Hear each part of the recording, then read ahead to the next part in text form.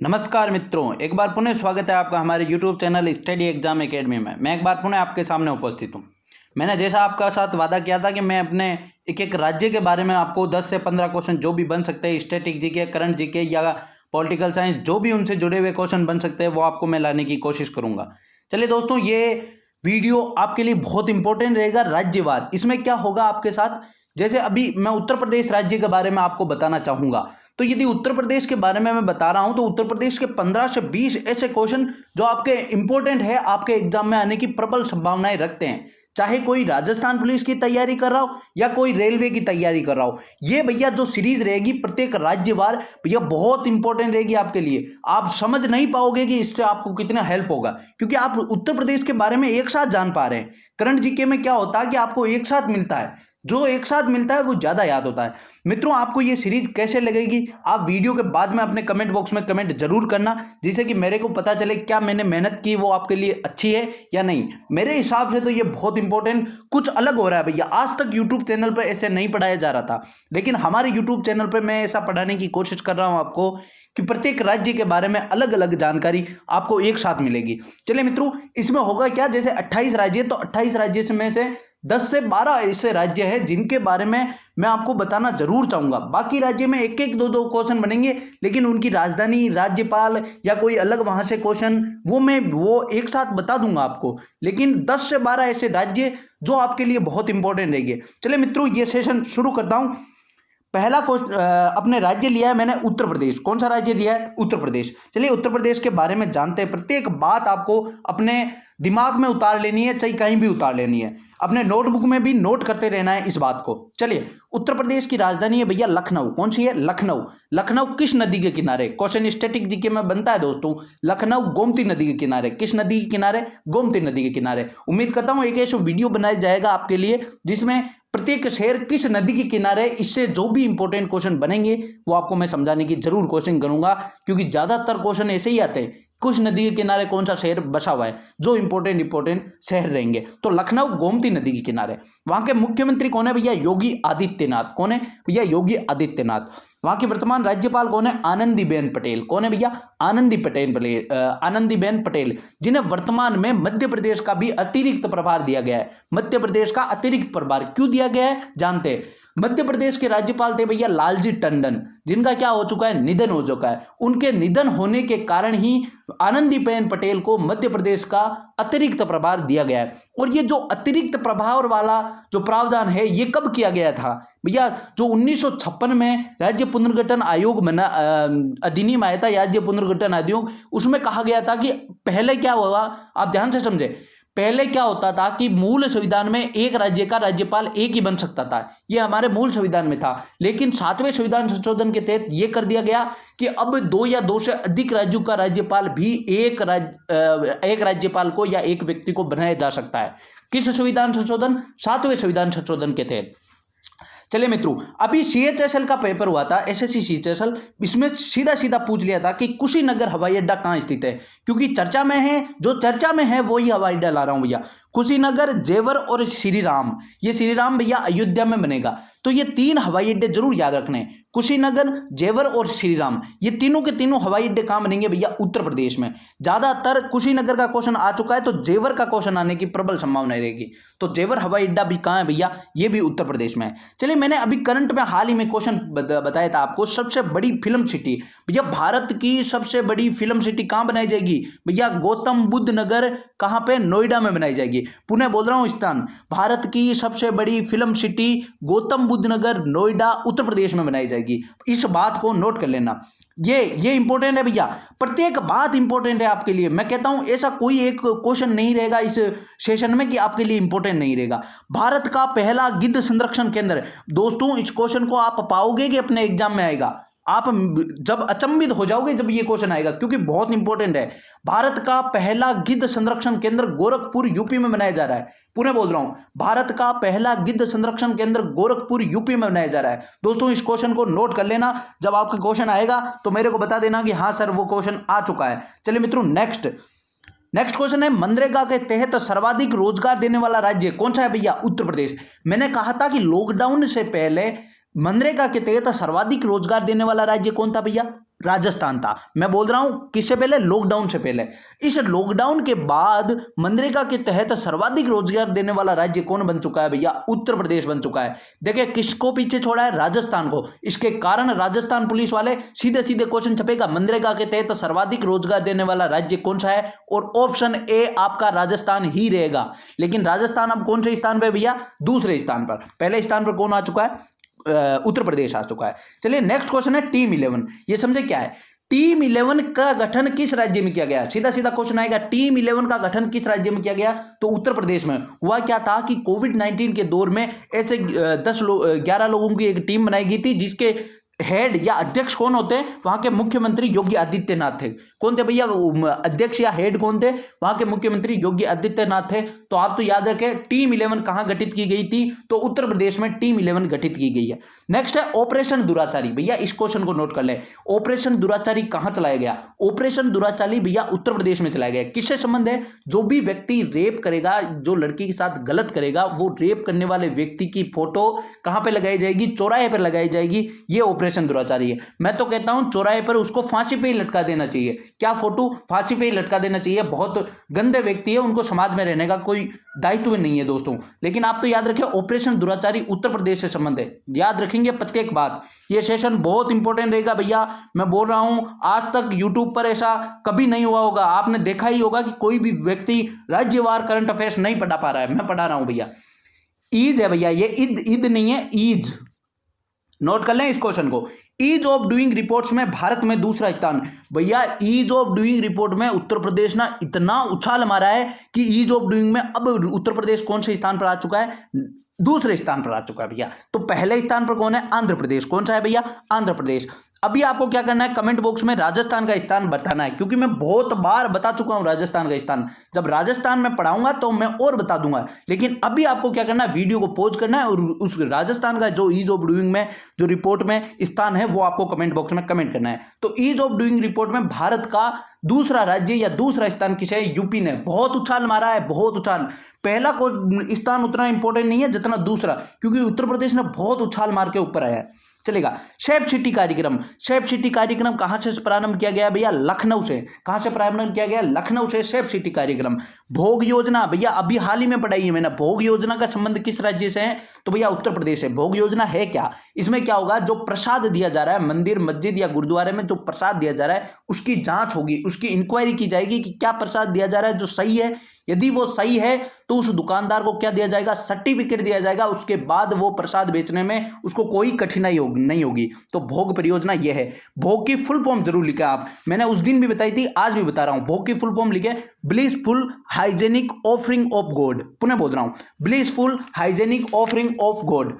Blissful hygienic offering for God. बार बार इसलिए बोल रहा हूं, जो वो क्वेश्चन ऐसे नहीं पूछेगा कि भोग का परियोजना का संबंध किस राज्य से। वो क्वेश्चन पूछ लेगा कि भोग जो परियोजना है उसमें एच का मतलब क्या है या बी का मतलब क्या है, या उसका फुल फॉर्म भी पूछ लेगा कि भोग की फुल फॉर्म क्या है। तो आप लिख ले blissful hygienic offering of God. Mission शक्ति। भैया मिशन शक्ति कहां शुरू किया गया? उत्तर प्रदेश में शुरू किया गया। ये है क्या मिशन शक्ति? समझते हैं। नवरात्रों में 9 दिन के लिए मिशन शक्ति शुरू किया गया था, महिला सशक्तिकरण के लिए, महिला का जो उत्साह बढ़ाने के लिए 9 दिन के लिए मिशन शक्ति कहां लॉन्च किया गया था? उत्तर प्रदेश में लॉन्च किया गया था। भैया नोट करते चले, प्रत्येक बात समझते भी चलें। ऐसा नहीं है कि कोई भी बात आप समझे बिना रह गए, समझते भी चलें और देखते चले कि आपको समझ आ रहा है क्या। अगला है प्रधानमंत्री निधि योजना के तहत सर्वाधिक ऋण देने वाला राज्य। भैया इस क्वेश्चन पे तो स्टार ही लगा ले आप। क्वेश्चन यदि ऐसे नहीं पूछेगा कि प्रधानमंत्री निधि योजना के तहत सर्वाधिक ऋण देने वाला राज्य कौन सा है? उत्तर प्रदेश। ऐसा न पूछकर वो ऐसा भी पूछ सकता है प्रधानमंत्री निधि योजना कब लॉन्च की गई थी? भैया 1 जून 2020। कब? 1 जून 2020। ये है क्या योजना? इस योजना में जो रेहड़ी और पटरी वाले हैं, रेहड़ी पटरी वाले हैं, उनको क्या 10,000 रुपए का क्या दिया जाएगा भैया? लोन दिया जाएगा। कितना? 10,000 रुपए का लोन दिया जाएगा। और यदि वे 10,000 रुपए निश्चित टाइम पर वापस कर देते हैं तो उन्हें 7% की सब्सिडी भी दी जाएगी। भैया 7% की सब्सिडी भी दी जाएगी। वो क्वेश्चन ऐसे पूछेगा प्रधानमंत्री निधि योजना के तहत रेहड़ी पटरी वाले को कितना लोन दिया जाएगा? तो 10,000। कितनी सब्सिडी मिलेगी? 7%। प्रत्येक बात मैं जो बोल रहा हूं प्रत्येक अक्षर आपके लिए मोती तरह का रहेगा, क्योंकि सीधा सीधा छपेगा एग्जाम में। आपको उम्मीद नहीं होगी कि ऐसा भी क्वेश्चन आ सकता है क्या। इसके कारण नई योजना के तहत चल रहे हैं अपन, एक नया प्रयोग कर रहे हैं भैया, जिसमें कि क्या हमको फायदा होता है। मेरे हिसाब से तो होगा। चलिए अब स्टैटिक जीके पे आते हैं। दुधवा राष्ट्रीय उद्यान कहाँ है भैया? दुधवा राष्ट्रीय उद्यान कहाँ है भैया? ये भी नोट कर लेना, ये कहाँ है? उत्तर प्रदेश में। एक चलो को मेरे को और याद आ रहा है, भारत का सर्वाधिक लंबा प्लेटफॉर्म, सर्वाधिक बड़ा प्लेटफॉर्म कौन सा है भैया? गोरखपुर। पुनः बोल रहा हूं, भारत का सर्वाधिक बड़ा या सर्वाधिक लंबा प्लेटफॉर्म कौन सा है भैया? गोरखपुर। ये कहाँ है गोरखपुर? ये भैया यूपी में है, ये भी बात नोट कर लेना। ये दोनों क्वेश्चन छप जाएंगे भैया आपके एग्जाम में, दो में से एक क्वेश्चन आने की प्रबल संभावना है, दोनों ही इंपॉर्टेंट क्वेश्चन है। हाल ही में जो 2020 का युवा महोत्सव है वो कहां मनाया गया है भैया? लखनऊ में। मैं कह रहा हूं सीधा सीधा छपेगा, इसमें ऑप्शन 1 में रहेगा दिल्ली, 2 में रहेगा मुंबई, लेकिन लखनऊ आंसर है, ध्यान रखना। 1 नंबर पर दिल्ली ऑप्शन रहेगा, पहले बता रहा हूं, लेकिन युवा महोत्सव 2020 कहां मनाया गया है? लखनऊ में मनाया गया है। डिफेंस एक्सपो कहां हुआ है भैया? लखनऊ में हुआ है। डिफेंस एक्सपो कहां हुआ है भैया? लखनऊ में होगा, क्योंकि ऐसे जो एक्सपो होते हैं वो अपन समझते हैं या तो दिल्ली में होंगे या कोई व्यापार से जुड़ा हुआ है मुंबई में होंगे, लेकिन दोनों ही अलग तरीके के, युवा महोत्सव और डिफेंस एक्सपो दोनों की दोनों कहां हुए हैं? लखनऊ हुए हैं भैया। मैंने सारा का सारा उत्तर प्रदेश के बारे में आपको समझाने की कोशिश की है दोस्तों, उम्मीद करता हूं सारा उत्तर प्रदेश आपको समझ आया है। यदि आज और भी कोई क्वेश्चन में छोड़ दिया है मैंने, क्योंकि मैंने कोशिश की है सारे क्वेश्चन 20 से जो भी 15 से 20 क्वेश्चन है वो मैं आपको कवर करवा पाऊं, लेकिन फिर भी कोई क्वेश्चन छूट गया है तो मैं और कोशिश करूंगा, कभी भी आपको करंट जीके का हमारा डेली जो वीडियो होता है उसमें बता दूंगा, लेकिन ये वीडियो जरूर देखना दोस्तों। अब हमारा दूसरा राज्य, एक राज्य के बारे में बता दिया मैंने, अब दूसरा राज्य है हमारा हरियाणा। कौन सा है भैया? हरियाणा। चलिए हरियाणा के बारे में जानते हैं भैया। हरियाणा के बारे में पहली बात तो राजधानी चंडीगढ़, लेकिन हरियाणा क्या है कि हमारे मूल जो राज्य थे, कितने राज्य थे भैया मूल राज्य? भारत में मूल 12 राज्य थे। कितने? 12 राज्य। और 13वां राज्य कौन सा बना था भैया? आंध्र प्रदेश बना था। कौन सा? आंध्र प्रदेश। भाषाई आधार पर बनने वाला पहला राज्य भी कौन सा था? आंध्र प्रदेश था। चलिए ये आंध्र प्रदेश आएगा तब बात है, लेकिन हरियाणा के बारे में जानते हैं। हरियाणा क्या है कि मूल जो 12 राज्य थे उनमें नहीं था। तो हरियाणा का गठन कब हुआ था भैया? 1 नवंबर 1966, और ये हमारे भारत का कौन सा राज्य बना था? 17वां राज्य बना था। कौन था? 17वां 17 बोल रहा हूं, 70 नहीं बोल रहा, 17, वैसे लिख भी दिया है आपको यदि कंफ्यूजन में हो। तो गठन कब हुआ? 1 नवंबर 1966, और 17वां राज्य बना था भारत का। अभी देखें होता क्या है, आजकल के क्वेश्चन पेपर वाले जो क्वेश्चन बनाते हैं वो थोड़े अच्छे प्रकार के क्वेश्चन बनाने लग गए हैं। तो आप समझे कि ये जो गठन हुआ था उसमें पूछेगा किस समिति का सहयोग था? तो हुकम सिंह समिति और जैसा आयोग, ये दो ऐसे संबंध थे, इस हरियाणा के गठन में इनका बहुत योगदान था। जो ये जैसा आयोग है, ये क्या था कि पंजाब और हरियाणा के बोली के आधार पर इनका विभाजन किया था जैसा आयोग के तहत। लेकिन हुकम सिंह समिति का भी पूछा आपको यदि संबंध, तो आपको बताना है हरियाणा के गठन से इसका संबंध रहेगा। दोनों के दोनों याद रखना, हुकम सिंह समिति और जैसा समिति, दोनों का संबंध किससे? हरियाणा के गठन से। चलिए हरियाणा के बारे में ये तो थी बेसिक जानकारी। अब जानते हैं इसके बारे में जो वर्तमान में है। तो मुख्यमंत्री कौन है भैया? मनोहर लाल खट्टर। उप मुख्यमंत्री दुष्यंत चौटाला। मैंने उप मुख्यमंत्री इसलिए लिखा है भैया कि दुष्यंत चौटाला बहुत चर्चा में रहता है, इसके कारण मैंने लिख दिया है। राज्यपाल कौन है भैया? सत्यदेव नारायण आर्य। अटल कैंटीन की शुरुआत कहां की गई थी? सीधा सीधा क्वेश्चन पूछेगा, अटल कैंटीन की शुरुआत कहां की गई थी भैया? हरियाणा में की गई थी। जबकि अटल सुरंग की शुरुआत कहां की गई है भैया? रोहतांग सुरंग का नया नाम क्या है? अटल सुरंग। और रोहतांग सुरंग कहां है भैया? हिमाचल प्रदेश में। अटल सुरंग में बोल रहा हूं हिमाचल प्रदेश में, अटल कैंटीन बोल रहा हूं हरियाणा में। प्रत्येक बात समझ के नोट करनी है आपको। चलिए नेक्स्ट करते हैं, और क्या क्वेश्चन बन सकते हैं हरियाणा से? और क्वेश्चन बन सकता है, ये इंपॉर्टेंट है भैया, ये बहुत इंपॉर्टेंट है। मैं यहाँ 5 क्वेश्चन आपको बोल रहा हूँ, 5 में से एक छप जाएगा। बार बार रिपीट करता हूं, मैं डेली क्लास में भी रिपीट कर रहा हूं, आज भी रिपीट कर रहा हूं। कोविड-19 को महामारी घोषित करने वाला देश का पहला राज्य। देखिए मैं 5 क्वेश्चन बोल रहा हूं। कोविड-19 का पहला केस केरल में, कोविड-19 से पहली मृत्यु कर्नाटका में, कोविड-19 को महामारी घोषित करने वाला पहला राज्य हरियाणा, कोविड-19 से लॉकडाउन लगाने वाला पहला राज्य राजस्थान। राजस्थान वाले ध्यान से सुन लें, कोविड-19 की वजह से लॉकडाउन लगाने वाला पहला राज्य राजस्थान, और कोविड-19 की वजह से पूर्णतः कर्फ्यू लगाने वाला पहला राज्य, कर्फ्यू बोल रहा हूं तो पंजाब। 5 क्वेश्चन है भैया, 5 क्वेश्चन, पंच है ये पंच, एक क्वेश्चन छपता मिलेगा आपको एग्जाम में। चलेगा। नेक्स्ट है एनीमिया मुक्त भारत सूचकांक में भारत में पहला स्थान। ये मैं नहीं है, एक ही मात्रा आएगी यहाँ पे, हिंदी की शुद्धि भी रखनी चाहिए। ये टाइपिंग में मिस्टेक हुई है भैया, टाइपिंग वाले भैया को बोलेंगे कि अब से सही रखेंगे। तो एनीमिया मुक्त भारत सूचकांक में भारत में पहला स्थान किस राज्य का है? तो हरियाणा का है। किसका है भैया? हरियाणा का। ये नोट कर ले सारी बातें। एनीमिया मुक्त भारत सूचकांक में भारत का पहला स्थान कौन सा है? तो हरियाणा का पहला स्थान है। चलेगा। नेक्स्ट भी इंपॉर्टेंट रहेगा आपके लिए। अंतर्राष्ट्रीय सौर संगठन का मुख्यालय गुरुग्राम में अभी चर्चा में भी है। मैंने बताया था अंतर्राष्ट्रीय सौर संगठन का अभी वर्तमान में जो अध्यक्ष है वो भारत को बनाया गया है, जबकि उपाध्यक्ष किसे बनाया गया भैया? फ्रांस को बनाया गया है। इसके सदस्य कितने हैं? हस्ताक्षरित 81 सदस्य। इसमें कुल कितने सदस्य मिल चुके हैं? तो 81 सदस्य। मैं पुनः बोल रहा हूं, अंतर्राष्ट्रीय सौर संगठन का मुख्यालय कहां है? गुरुग्राम में। इसका अध्यक्ष भारत को बनाया गया, इसका उपाध्यक्ष फ्रांस को बनाया गया। एकमात्र ऐसी अंतरराष्ट्रीय संस्था जिसका मुख्यालय भारत में है वो एकमात्र है अंतरराष्ट्रीय सौर संगठन। चलेगा। स्टैटिक जीके में बहुत बार क्वेश्चन आ रखा है, सुल्तानपुर राष्ट्रीय उद्यान कहाँ है? सुल्तानपुर राष्ट्रीय उद्यान कहाँ है? नोट कर लें, सुल्तानपुर राष्ट्रीय उद्यान और कालेश्वर राष्ट्रीय उद्यान कहाँ है भैया? उद्यान कहाँ है भैया? ये हरियाणा में है। अब देखें यहाँ ट्रिक क्या रखें, जो भैया सुल्तान पिक्चर आई थी, इससे याद रख सकते हैं कि सुल्तान होते हैं जो काले ही होते हैं। कैसे होते हैं भैया? सुल्तान काले होते हैं। और सुल्तान होते कहाँ के? बॉडी गार्ड होते कहाँ के? ज्यादातर हरियाणा के होते हैं। ये भी बात तो आपको ध्यान रखनी है। सर्वाधिक जो पहलवानी में है वो हरियाणा के है भैया। विनेश फोगाट, वो जो फोगाट है वो भी है, और भी बहुत लोग हैं जो हरियाणा से हैं। तो जो सुल्तान होते हैं वो कैसे होते हैं? काले होते हैं। ये ट्रिक है अपनी याद रखने की। तो सुल्तानपुर और कालेश्वर राष्ट्रीय उद्यान। दमदमा झील, बहुत बार स्टैटिक जीके में क्वेश्चन आता है, दमदमा झील कहाँ पे है? तो आप सोच नहीं पाएंगे कि ये दमदमा झील हरियाणा में है। इसके कारण मैं लाया हूं, क्योंकि आप तो कैसे करेंगे, यदि दमदमा झील पूछेगा तो आपको या तो कहाँ जाएंगे, जम्मू कश्मीर या उड़ीसा, क्योंकि वहां ज्यादा जिले हैं। लेकिन दमदमा झील आपको नोट कर लेनी कहाँ पे? हरियाणा में है। चलेगा। इससे और क्वेश्चन, विधानसभा सीटें कितनी है वहां पे? 90 सीट। लोकसभा सीटें 10 और राज्यसभा सीटें 5। ये भी क्वेश्चन कभी कभी यार पॉलिटिकल साइंस के तहत पूछा जा सकता है, ये राजस्थान पुलिस वाले एग्जाम में, कि किस राज्य की कौन सी सीटें कितनी हैं।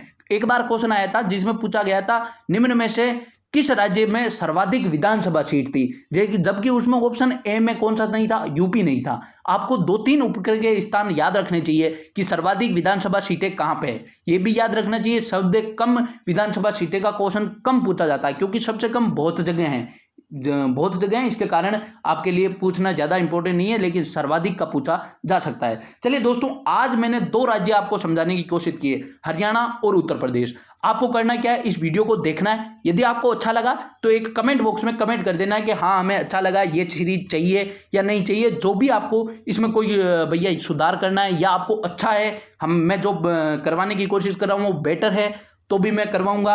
यदि कोई नहीं बोलेगा तो भी करवाऊंगा, क्योंकि एक भी व्यक्ति को यदि फायदा हो रहा है तो मैं तो ये सीरीज कराऊंगा। लेकिन आपको बताना है कि भैया आपको फायदा हुआ या नहीं। यदि आपको फायदा हो रहा है तो मैं और प्रबल संभावना रहेगी और स्टैटिक जीके या करंट जीके या पॉलिटिकल साइंस से जुड़े हुए क्वेश्चन करवाने की कोशिश करूंगा। चलिए मित्रों, उम्मीद करता हूं ये आपके लिए हेल्पफुल रहेगा और सारे लोग इस वीडियो को देखेंगे। यदि वीडियो अच्छा लगा तो आप लाइक करेंगे और अपने दोस्तों में शेयर करेंगे। भैया आज तक कभी भी यूट्यूब पर ऐसा करने वाला कोई यूट्यूब चैनल नहीं है भैया, हमने आपको प्रोवाइड करवाने की कोशिश की है और मेरे हिसाब से ये पहल आपके लिए फायदेमंद भी रहेगी। चलिए मित्रों, आज का सेशन यहीं समाप्त करता हूं। धन्यवाद।